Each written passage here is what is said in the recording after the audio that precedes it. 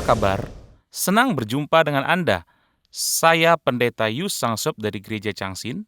Melanjutkan pembelajaran sesi 1 dan 2 lalu, hari ini saya akan membawakan yang sesi ketiga. Topik utama sesi ketiga ini adalah hidup yang memegahkan Kristus.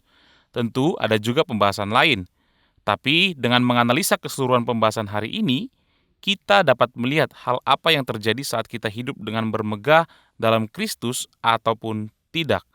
Poin penting yang pertama dalam pembahasan hari ini adalah nasihat Paulus tentang orang-orang yang harus kita hindari untuk menjaga sukacita kita.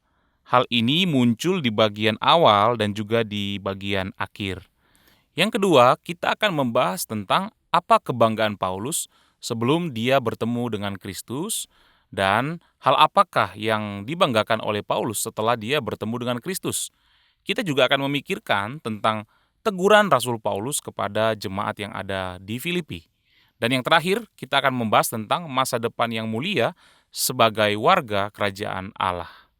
Sehingga kita harus bermegah dalam Kristus dan bukan mengasihi dunia ini. Kita akan masuk ke pembahasan lebih dalam, dimulai dari pasal 3 ayat yang pertama. Paulus sangat menekankan hal yang ia anggap penting.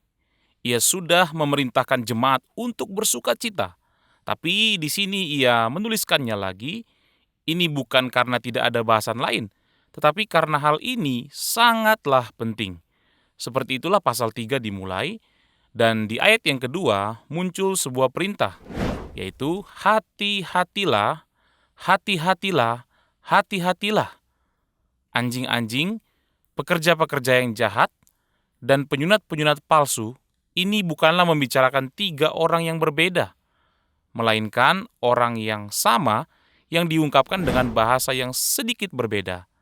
Hal ini akan dibahas lebih dalam di bagian akhir pasal 3. Mereka disebut sebagai seteru salib Kristus dan dikatakan bahwa kesudahan mereka ialah kebinasaan. Disebutkan juga mereka menuhankan perut mereka. Kemuliaan mereka ialah aib mereka. Pikiran mereka semata-mata tertuju kepada perkara-perkara yang ada di dunia ini. Dan dengan penjelasan yang mendetail ini, Paulus menjelaskan bagaimana kita harus berjaga-jaga dari mereka. Dan jika tidak, kita tidak akan bisa hidup dengan bersuka cita di dalam Kristus Yesus. Hal yang berkaitan dengan ini juga tertulis di dalam Roma pasal yang ke-16. Di sini pun tertulis mereka tidak melayani Kristus, tetapi melayani perut mereka sendiri. Maksudnya adalah orang-orang yang tujuan hidupnya hanyalah sandang, pangan, dan juga papan, seperti orang fasik. Bukan hanya diri sendiri, mereka juga meyakinkan orang lain untuk menjadi seperti itu. Jadi siapakah yang harus diwaspadai? Di antara orang yang Paulus sebutkan, ada anjing yang memiliki citra yang buruk bagi orang Korea. Berikutnya digunakan istilah pekerja jahat, terutama orang yang memotong tubuh. Ini adalah ungkapan negatif tentang sunat. Mereka menyatakan percaya kepada Tuhan Yesus, tetapi merasa harus melakukan hal-hal yang tidak diperlukan oleh orang-orang percaya. Paulus mengatakan bahwa tanpa menghindari orang-orang seperti itu, kita tidak bisa bersuka cita di dalam Tuhan. Kalau begitu, mengapa kita harus waspada dan menghindari orang-orang seperti itu? Ayat yang ketiga menyatakan dengan sangat jelas, apakah kita dapat hidup dengan bersuka cita. Saya telah mencoba menjabarkan dan menerjemahkan ayat ini. Karena bukan mereka, tetapi kitalah orang-orang yang bersunat, yang beribadah oleh Roh Allah, dan bermegah dalam Kristus Yesus, dan tidak lagi menaruh percaya pada hal-hal lahiriah, karena ini adalah jati diri kita. Kita harus menghindari orang-orang yang berlawanan dengan jati diri kita. Dan hanya dengan menghindarinya, kita dapat hidup dengan bersuka cita di dalam Tuhan Yesus Kristus. Ayat yang pertama menjelaskan tentang mengapa kita harus bersuka cita di dalam Tuhan, dan kemudian ayat yang kedua tentang orang yang harus dihindari. Alasan dari 2 hal ini dijelaskan dalam ayat yang ketiga, yaitu jati diri jemaat. Jemaat adalah kita sebagai orang-orang yang bersunat. yaitu bersunat hati oleh pekerjaan Roh Kudus. Sunat hati adalah peristiwa di mana kita dilahirkan kembali oleh Roh Kudus sebagai orang yang memiliki kehidupan Kristus. Karena itu, jemaat menerima tuntunan daripada Roh Kudus untuk melayani Tuhan, sehingga kita bisa bermegah di dalam Tuhan, dan bukan sebaliknya, yaitu bermegah di dalam keinginan duniawi. Saat kita memperhatikan jati diri kita, semakin dekat kita hidup dengan orang-orang yang harus dihindari, kita akan semakin jauh dari hidup yang diberkati. Dan jika demikian, kita akan kehilangan sukacita kita. Definisi terpenting dari kehidupan jemaat adalah kemegahanmu dalam Kristus Yesus. Di sini tertulis kemegahanmu dalam Kristus Yesus. Tetapi sebenarnya dalam teks asli bahasa Yunani dituliskan kemegahanmu yang memegahkan Kristus, sehingga kamu semakin memegahkan Yesus Kristus karena aku. Paulus memegahkan Kristus dalam keadaan apapun. Saat dia dipenjara dalam keadaan terburuk sekalipun, melalui Paulus kita menyadari apa yang dimaksud dengan bermegah di dalam Kristus. Dan itu membuat kita bisa pulih dan menang dalam keadaan apapun. Hal ini muncul beberapa kali dalam suratnya. Barang siapa yang bermegah, hendaklah ia bermegah di dalam Tuhan. Dalam bahasa kita tertulis bermegah di dalam Tuhan. Namun dalam bahasa Yunani sebenarnya tertulis megahkanlah Tuhan. Hal yang sama juga tertulis dalam 2 Korintus pasal 10 ayat yang ke-17. Di sini pun tertulis bermegah di dalam Tuhan. Tetapi sebenarnya bukan itu, melainkan megahkanlah Tuhan. Saya pernah mendengar orang-orang yang tidak memahami hal ini berkata bahwa kita boleh memegahkan anak, pendidikan, ataupun harta kita di dalam Tuhan. Tetapi bukanlah itu yang Rasul Paulus maksud, melainkan bahwa kita harus menjadi umat yang hanya memegahkan Kristus.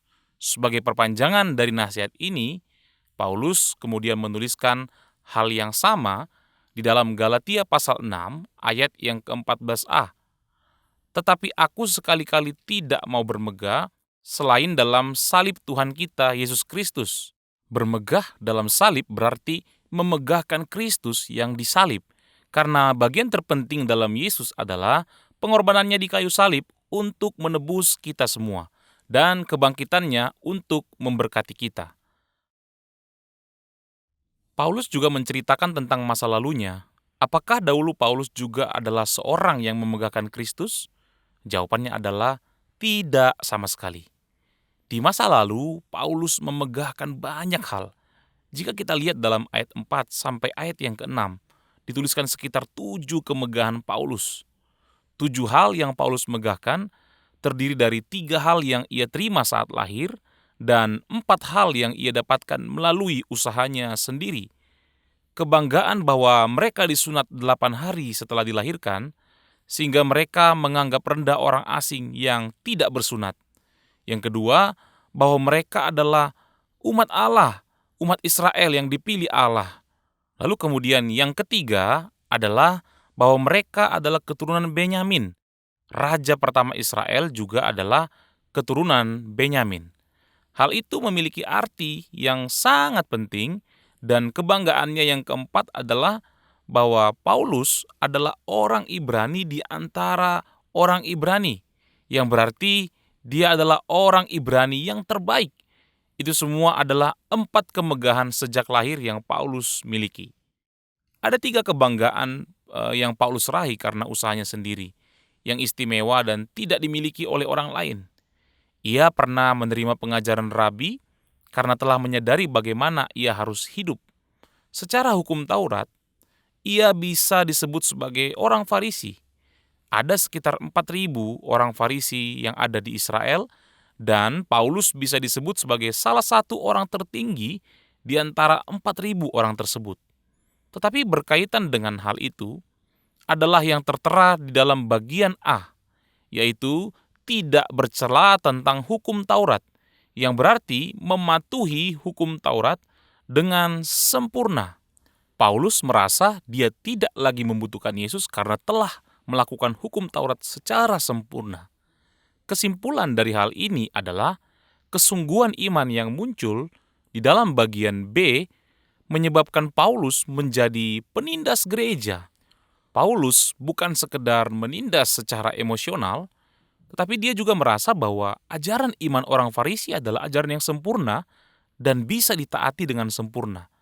Dan Paulus bingung mengapa orang-orang Kristen tidak berusaha untuk melakukannya dan malah memandang Yesus sebagai sumber keselamatan. Paulus merasa orang-orang yang berpikir demikian harus dibinasakan. Inilah alasan Paulus menindas orang yang percaya kepada Tuhan Yesus di masa lalunya. Paulus pergi ke kota Damsyik untuk membunuh orang-orang yang percaya kepada Tuhan Yesus. Dan di pintu masuk kota itu, Tuhan Yesus pun menemuinya di dalam kemuliaan. Setelah peristiwa itu, 7 kemegahan Paulus di masa lalu seketika mulai berubah menjadi hidup yang memegahkan Yesus Kristus yang disalibkan itu. Peristiwa ini diceritakan dengan ungkapan yang sangat kuat, yaitu di dalam ayat yang akan saya bacakan ini. Apa yang dahulu merupakan keuntungan bagiku. Ini bisa dimaksudkan dengan 7 kemegahan yang telah kita bahas tadi. Lalu Paulus melanjutkan, sekarang kuanggap rugi karena Kristus. 7 hal tersebut tadinya begitu membanggakan bagi Paulus. Namun sejak Paulus bertemu dengan Tuhan Yesus Kristus di Damsyik, ia menyadari bahwa itu semua membahayakan roh dan pikirannya, bahkan seluruh hidupnya.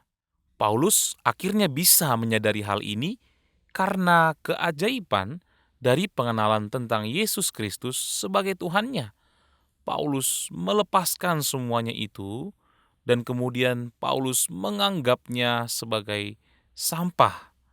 Hal ini disebabkan oleh kebenaran yang Allah anugerahkan kepada orang yang percaya kepada Tuhan Yesus Kristus. Kemudian untuk lebih mengenal Yesus yang baru ia kenal dan untuk menemukan dirinya di dalam Yesus, Paulus berusaha keras. Bahkan Paulus pun rela mengorbankan nyawanya untuk mengalami Tuhan dengan lebih dalam. Sehubungan dengan hal ini, bagian yang harus kita pikirkan adalah ini merupakan ungkapan yang mirip, namun disampaikan berulang kali dengan cara yang berbeda. Di ayat yang ke-8a tertulis demikian, pengenalan akan Kristus Yesus Tuhanku. Dan di bagian B dituliskan, karena sudah mengenal, ia ingin memperoleh Kristus. Jika Kristus tidak bernilai, Paulus tidak mungkin ingin memperolehnya setelah bertemu Yesus. Paulus melepas segalanya dan ingin memperoleh Kristus dengan cara dan usaha apapun, karena harus menerima nilai yang kekal darinya. Setelah memperoleh Kristus dan berada di dalam Dia, semua hal yang dulunya menjadi kebanggaan Paulus sekarang dianggap sebagai sampah, sehingga dia beroleh kebangkitan dari antara orang mati dan Yesus ada di dalam dirinya. Untuk itulah ia mengalami Tuhan, dan mengalami Tuhan berarti mengalami kuasa kebangkitannya dan persekutuan dalam penderitaannya, sehingga semakin lama ia menjadi semakin serupa dengan Yesus yang ia megahkan. Paulus sungguh meyakini akan hal ini. Karena itu ia melepaskan semuanya dan ia berlari-lari selangkah demi selangkah menuju hadiah panggilan dari Kristus, yaitu panggilan surgawi. Bagian penting yang berhubungan dengan hal ini adalah bagaimana ia mengalami Kristus. Apakah ia menemui Kristus secara fisik? Bukan demikian. Bagian terpenting dari kehidupan Yesus adalah kuasa kebangkitannya dan kemudian penderitaan salibnya. Dan melalui hal itu, ia bisa mengalami Tuhan dengan lebih mendalam, sehingga ia bisa menjadi semakin serupa dengan Kristus yang menjadi kemegahannya. Untuk menjelaskan hal ini dengan lebih mudah, walau ini adalah bahasan yang sudah kita pahami, jika kita melihat di dalam kehidupan kita sehari-hari, orang-orang pasti lebih memilih uang pecahan 10.000 dibandingkan dengan pecahan 5.000. Dan orang-orang pasti lebih memilih pecahan 100.000 dibandingkan dengan pecahan 10.000. Tetapi berbeda dengan orang-orang yang berpengalaman soal keuangan. Selama beberapa waktu, putri saya yang kedua sangat menyukai uang pecahan 5.000. Suatu hari, saya meletakkan uang pecahan 5.000 dan uang pecahan 10.000, dan kemudian saya menyuruhnya untuk memilih. Akhirnya anak saya memilih pecahan 5.000. Walau saya mengatakan bahwa 10.000 itu lebih banyak dari 5.000. Namun menurut pandangannya, 5.000 adalah yang terbaik. Karena menurut pengalamannya tidak ada yang lebih bernilai dari itu. Sebenarnya, di dalam Yesus Kristus pun kita seperti itu. Karena itu, pilihan iman atau yang disebut dengan prinsip iman kita akan berubah seiring dengan pendalaman pengenalan kita akan Kristus. Karena pengenalan itu, kita akan mengasihani hidup orang-orang yang mengasihi, memegahkan, dan berkorban untuk hal-hal lain selain untuk Yesus Kristus. Karena kita mengalami pertemuan dengan Yesus yang lebih baik dan lebih agung, kita akan merasa malu dan menyayangkan nilai-nilai yang ada di luar Kristus. Sehubungan dengan hal itu, Paulus melepaskan semua hal yang dahulu ia megahkan. Sebenarnya, ungkapan yang ada di sini seperti kehilangan nyawanya bisa diringkas dengan satu kata benda, yaitu sampah. Sampah dikenal sebagai hal yang tidak baik. 1 Korintus pasal 4 ayat yang ke-13 membahas tentang sampah yang berarti hal-hal kotor di dunia ini seperti ampas dari segala makhluk. Walau istilah ini tidak pernah kita gunakan untuk hal yang menempel pada tubuh kita.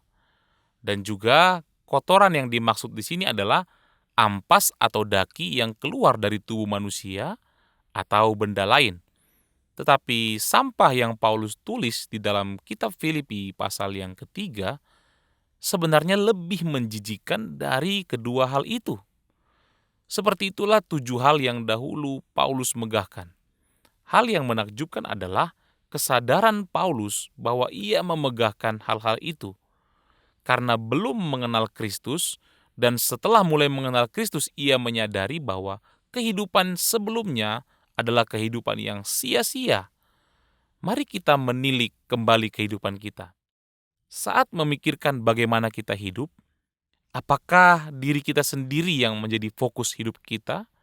Dan apakah percaya kepada Yesus hanya untuk menerima pertolongan atau untuk meraih hal-hal duniawi? Apakah untuk itu aku melayani Tuhan? Ada banyak orang yang seperti ini di sekitar kita. Ada 2 hal yang sedikit berbeda dengan itu, yaitu orang yang mengasihi Yesus, tetapi juga mengasihi dunia. Dan saat ditanya siapa prioritasnya, jawabannya adalah dunia, atau Yesus yang pertama dan dunia yang kedua. Tetapi ketika dia disuruh untuk memilih, pasti orang itu tidak mau untuk menjawabnya. Ada orang-orang yang seperti itu, dan sebenarnya ini adalah tanda bahwa iman orang tersebut belum dewasa, dan gejala ini muncul saat imannya masih muda. Tetapi orang yang sudah mengalami Kristus dengan sangat mendalam akan merasakan seperti ini, bahwa Yesus adalah segalanya. Yesuslah pemilik hidupku. Ia adalah penguasa dan pembimbing hidupku.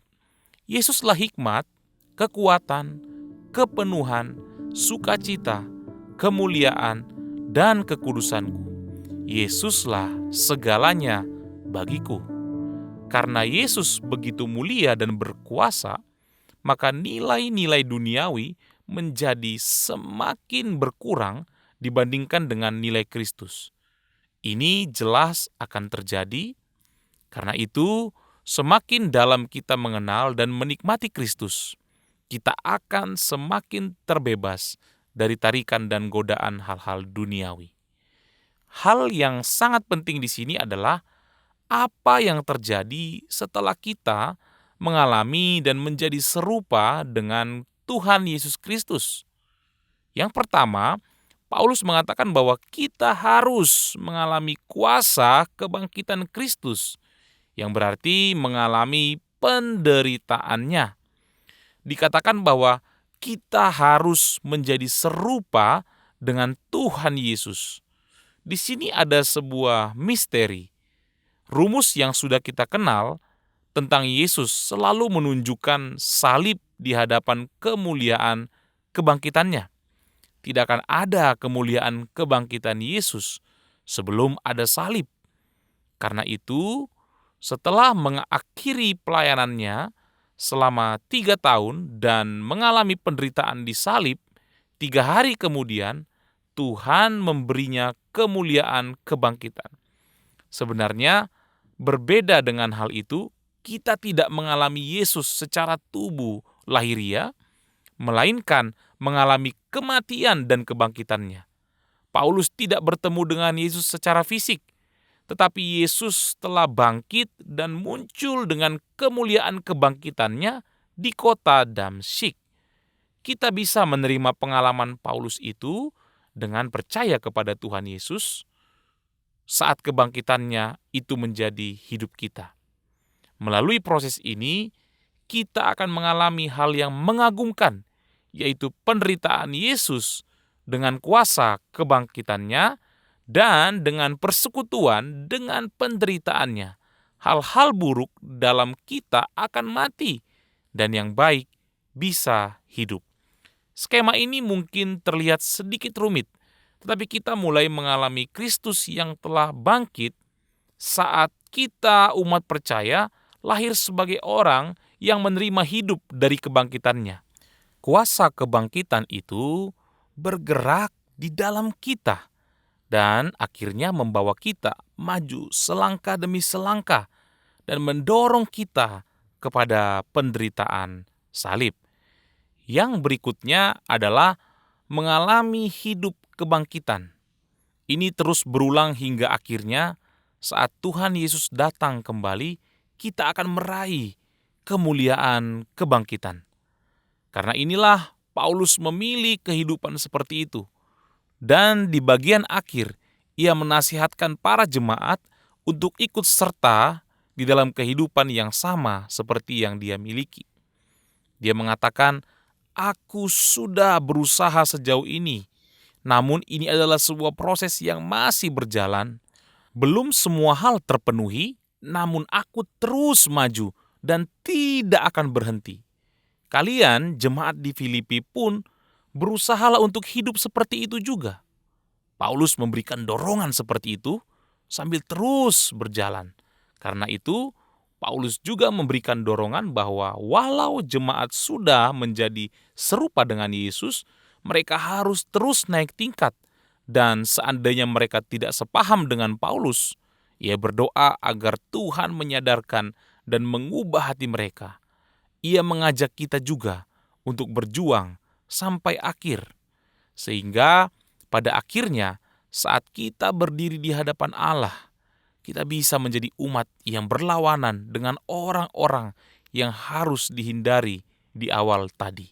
Dengan begitu, kita akan menjadi warga kerajaan Allah, menerima kemuliaan saat Yesus datang kembali, dan akan terjadi hal yang begitu menakjubkan.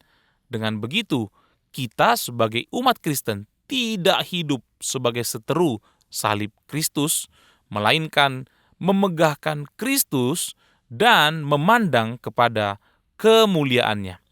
Ini dapat disebut kehidupan yang sangat penting. Kita bisa meringkas pembahasan hari ini.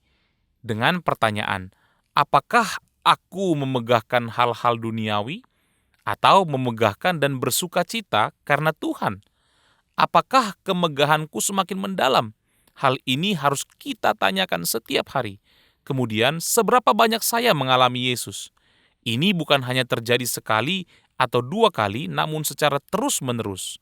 Hal ini saya sebut dengan 4, yaitu mengenal, mengalami, menikmati, dan membagikan. Saya percaya jika kita memikirkan hal ini, kita akan menjadi semakin dewasa setiap hari. Sampai di sini pengajaran hari ini, dan di sesi keempat kita akan mempelajari Filipi pasal 4, yaitu tentang hidup yang berdiri teguh di dalam Tuhan. Terima kasih.